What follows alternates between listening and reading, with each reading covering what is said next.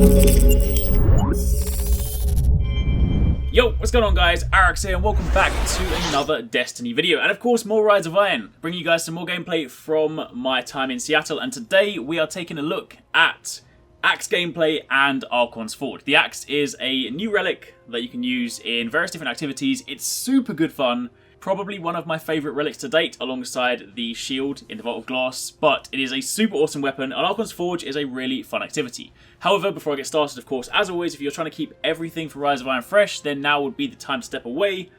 But if you do want to see everything, then let's get started. So, first and foremost, Archon's Forge is a new public activity, public event activity, kind of like Court of Oryx, this time located in the Plaguelands, so you don't go and select it via like a mission or a node, or fast travel to it. You simply load into the Plaguelands and you get there yourself. So if you want the quickest path, what you want to do is drop in the Plaguelands, and the actual kind of layout is sort of circular, so to speak. So what you should do is hug the right wall and go counterclockwise, and of course if you drive all the way around on your Sparrow, eventually you will enter an area called Archon's Keep.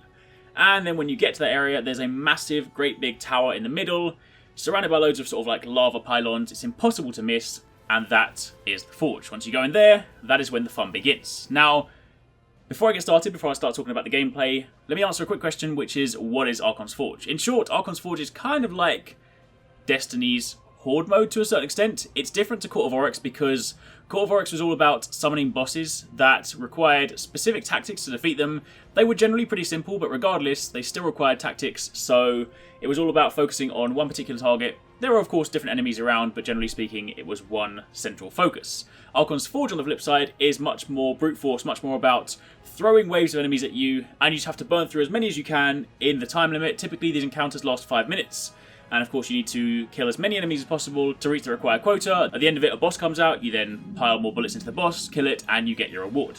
From my time playing, there didn't appear to be any sort of hidden mechanics for defeating the bosses like Court of Oryx, because again, as mentioned, Archon's Forge is much more brute force, much more horde focused, and it's really a lot of fun. And I think it's a really good thing as well, because you're more likely to get people helping out. One of the things about Court of Oryx, while yes, the mechanics weren't exactly difficult, it wasn't like trying to sort of work out raid mechanics, they were still things that if you'd never played before or you jumped in, then some people obviously didn't know, what they were doing. I've been in situations where you're doing a tier 3 Court of Oryx boss and someone grabs the sword when there's mini Crota and they're running around just killing enemies with it. Obviously they've never done Crota before, that's completely fine, but the point is those situations do get a little bit frustrating because if you're trying to sort of help someone out or someone joins in and they don't really know what they're doing, then they struggle to participate. Whereas this, it's very, very simple.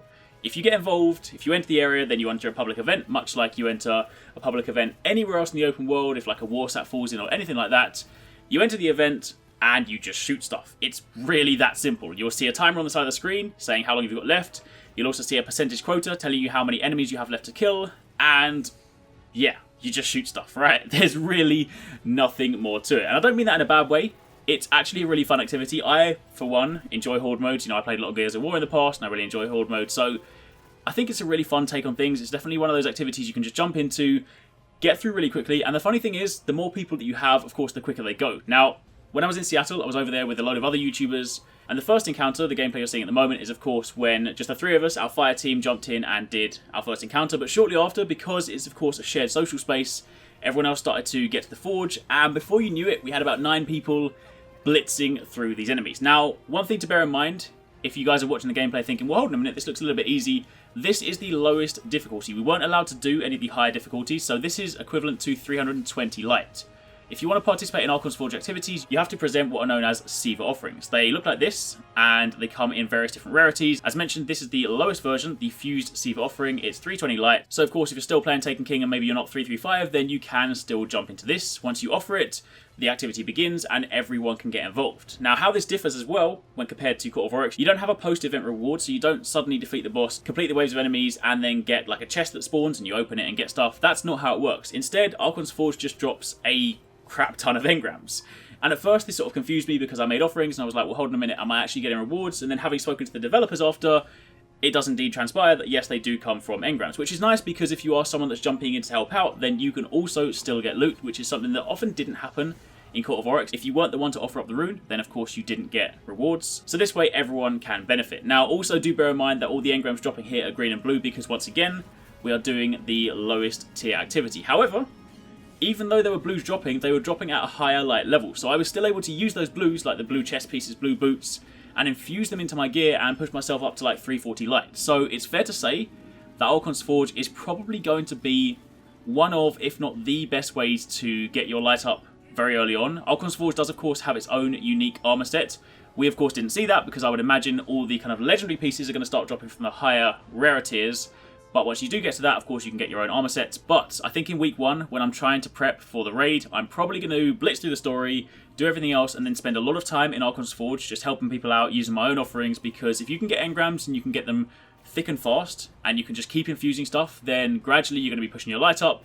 Of course, the more activities you do and the more things you kill, you of course get Siva offerings that drop. Now offerings don't just have to drop in Archon's Forge, they can drop in Patrol, they can drop in Strikes, they can drop... Basically anytime you're fighting Fallen Splicers, you have a chance at getting these offerings. And once you start finding those higher tier ones, then yes, it's going to be very important. Now a couple of other things you need to know about Archon's Forge. If you die and someone doesn't revive you, you get sent back up into the balcony. You can kind of look down, but you can't just jump back in, because of course that's your penalty for dying. However, what you can do if you have Splicer keys is you can buy your way back in. And I actually called this a couple of weeks ago. I made a speculation thinking that that's probably what they were used for, and it was indeed the case. So, if you have Splicer keys, the same terminal you go to present your Siva offerings is the same terminal that you use the key at, and of course once you place it in there, you can then jump back in. So if, for example, you had a really like high tier offering and you died and you wanted to make sure that you were still involved, then of course if you had a key, you could jump back in and continue the action.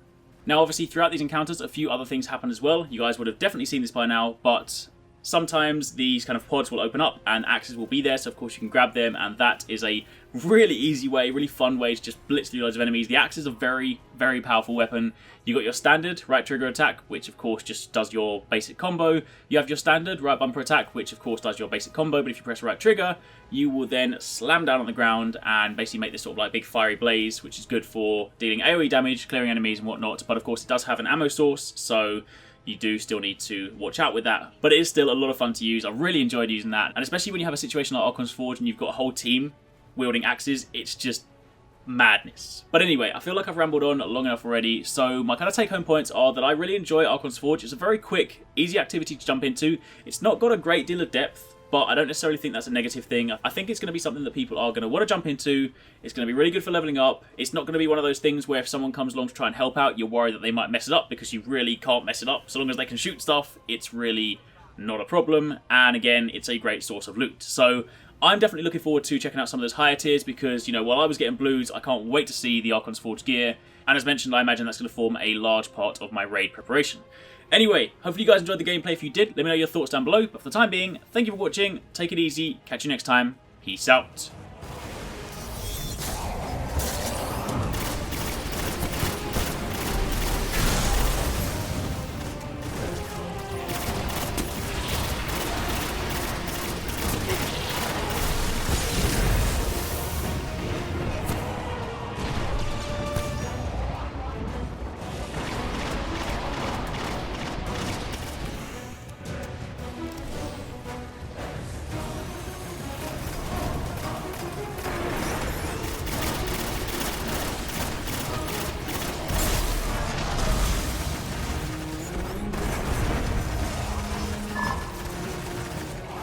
That alarm. Something's up. Hostile reinforcements inbound.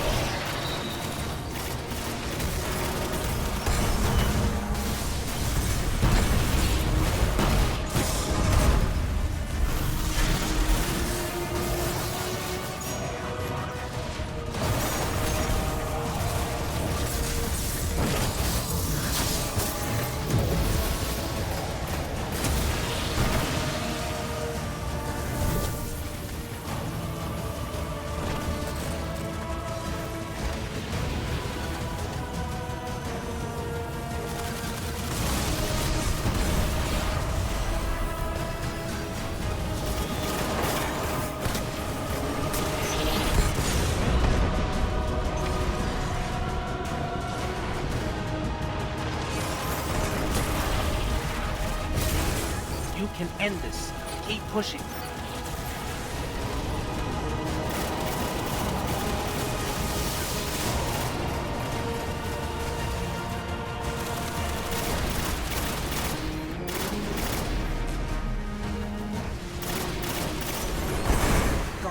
inbound.